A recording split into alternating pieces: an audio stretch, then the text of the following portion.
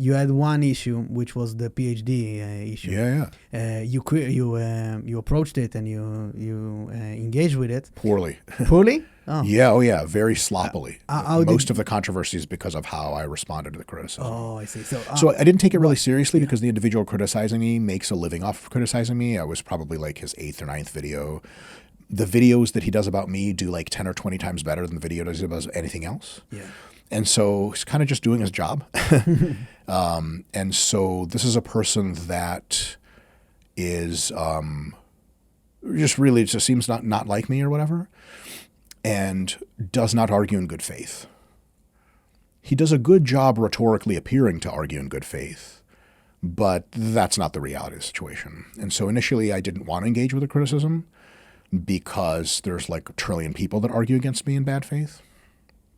So what he did was he took my doctoral dissertation, which was 13 years old at the time, and went through it and found, I would say, 2 substantive criticisms and a lot of other criticisms, which was just like a misunderstanding of how the scientific process works and how the doctoral process works.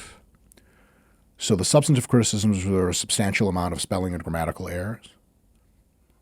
Those were real. Mm-hmm. The other was that the data I had on some of my tables seemingly made no sense. And that's because when I was taking my dissertation that I defended and prepping it for submitting it to the graduate school, I mistransposed a series of tables. I have since made an Instagram post documenting this entire process. Yeah, folks have seen this. Because of that, I was surprised that you said that you handled it poorly. Because I've seen it. It was like, it happens a lot. Well, so one of my friends said that the dissertation this gentleman was critiquing seemingly was a rough draft. And I lazily agreed because I just frankly didn't give a shit because this person is like a hatefluencer or whatever and not a person I consider worthwhile of discourse with. I see. And so I was like, yeah, sure, it's a rough draft. And then later I was like literally hours later, I looked through it again. I was like, fuck, that's not a rough draft. So I posted a retraction. And then so like, as things go, some fraction of the internet of mostly insane, not so intelligent, or frankly like evil people jumped on this because it's fucking great content, God bless them, and they like manufactured this idea about a conspiracy and all this other stuff, which I wish it was a conspiracy. There is no conspiracy. It's just my idiocy. My ultimate argument for this is obviously I actually had it out with one guy in my comments, which I shouldn't be doing. Yeah. He was very much bad faith. And he was like, I think this is a conspiracy. And I was like, it's not a conspiracy. I just fucked up. And he's like, really? You expect us to believe that? I'm like, well, have you seen my dissertation? Is it really a surprise I fucked up? He had, of course, no response to that. Yeah. But the reality is that once you account for the mistransposed tables, it's a fine piece of published doctoral work. I received almost no criticism from anyone with a PhD because everyone who's made a piece of literature in that regard is like, Jesus Christ, I got a ton of messages and comments are like, dude, if someone looked at my doctoral dissertation from 10 years ago, I don't know what the fuck they'd find. And so it had some typographical errors, considerable number of them. And it also had the mistransposed tables. And so this expose video basically ended up saying that, a bunch of the conclusions were sort of foregone. That's not true. Basically, they were like, we already know these things. They're obvious. In 2012, 2013, working with athletic populations, none of them were obvious. People would debate us constantly. Sport coaches would debate us to tell us that weight training did not improve athletic performance, that having more muscle while at the same time less fat did not increase your running speed or jump height. And most of people I've seen celebrate this, this hate that was spreading during this time. This was their main criticism. Yeah. And so like they just took for granted what we know today was what we knew 12 years ago, but that's not the case. And even though the evidence-based establishment knew this, the PhD was designed to address like concern the coaches would have. These were Division I athletes. It was one of the first times that this kind of athlete was ever tested. And so we were trying to illustrate very basic fundamentals of like, look, like if you have more muscle and less fat, and then you're going to sprint faster, which is actually kind of neat because you can say, look, if you put your athletes on diets and make them weight train, they're going to run faster, which most coaches at the time did not agree with. Many coaches today, sport coaches, don't agree with. Most people in the muscle building side of the internet assume these as facts because they're fucking facts. But in sport coaching, most people have never seen sport coaching happen.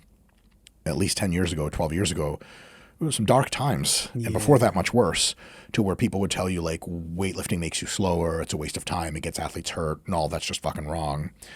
And there's also a thing where they tell you in a PhD program, you should not try to conquer the world with your PhD. You should just try to put in some solid research and get it out there, and then later you can conquer the world and make these crazy studies. I had ambitions for another study I actually did complete, which was much cooler, but the decision was made for me in my doctoral program that do this thing and then you'll be good to go. So I did. And so the mistransposition of the tables thing was the thing that like, and then me handling it and saying it's a rough draft, not a rough draft. After that, it was like, oh, he's a fraud, blah, blah, blah. Yeah. And so, and because I had like, created quite a bit of critical content, I had upset a lot of people who liked the people I was criticizing, and then it was a good opportunity for them to get back at me and national sport, which, I had it coming, so I'm not too upset about that. And you seem to take it very easily. You don't... that shit happens. The thing is, like, it's also...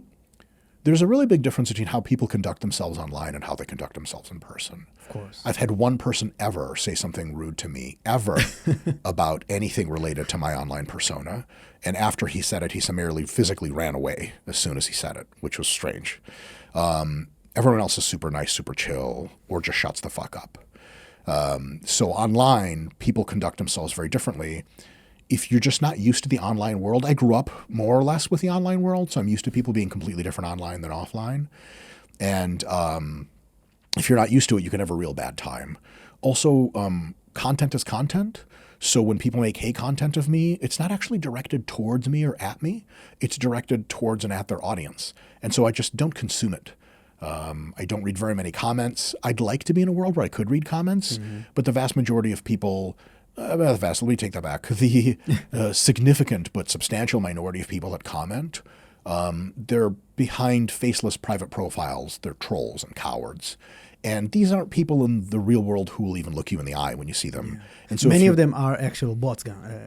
Also, substantial number of bots, I am told. I don't know much about how the bot system works. I know works. about it. It's a real issue. Sure. Yeah. So, So, like, for a while, I felt quite bad about the PhD controversy because I felt like I had done something wrong. But really the only thing I did wrong was mistranspose a table before submitting it to my publication. This is so common. It sure happens all the time. But it sucks. It sucks. And then I was upset that I handled it so poorly.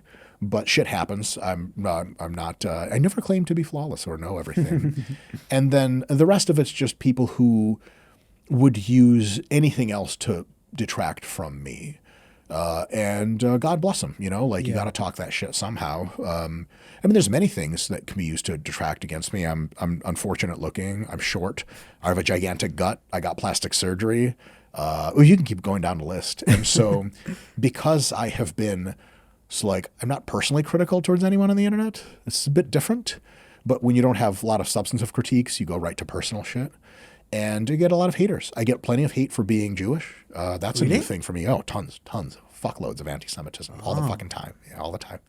Yeah, that's it just doesn't bother me much. Yeah. But it shit happens. The other thing I have to remember is like when you have like millions of followers or whatever, or so many people know about you, 1 in like 100 people is going to score really high on like indices of psychopathy, like dark tetrad, like Machiavellianism and stuff like that.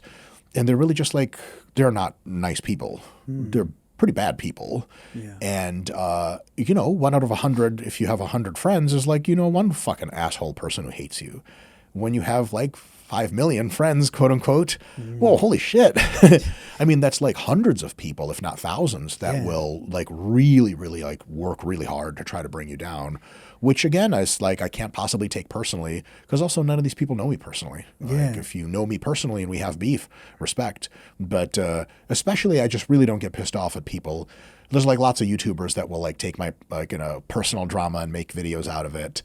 I can't get mad at that, man, because like this paparazzi, Yeah. Like, does Julia Roberts like get pissed that TMZ says something about her? Like, She might, if she did, and she was like, "Hey, Mike, what do I do here?" But like, don't take us personally. They're just doing their job. Yeah. And so YouTubers Lots of and shit like similarities that. between you and Julia Roberts. I mean, mostly the physical. I think we Yeah. look almost identical, but really acting skill. I think just like I'm pretty high up there. She's also really good, but I mean, I've been doing this a long time, so yeah. the No, arms but as well.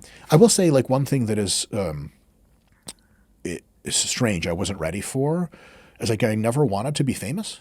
I never planned on it. And when it happened, I was like, what the fuck is going on? Like, it's weird. Like I go out into the street and like it dependably at every airport and most restaurants at every major city, multiple people recognize me, come up and talk to me. And like, that loss of anonymity is kind of trippy. Yeah. So that has been like a weird thing. So the internet controversy, I'm no stranger to, but in real life, like being a known person is like, whoa, huge trip. Whoa, yeah. I feel the same way in a very small scale, but Yeah. in Tel Aviv, where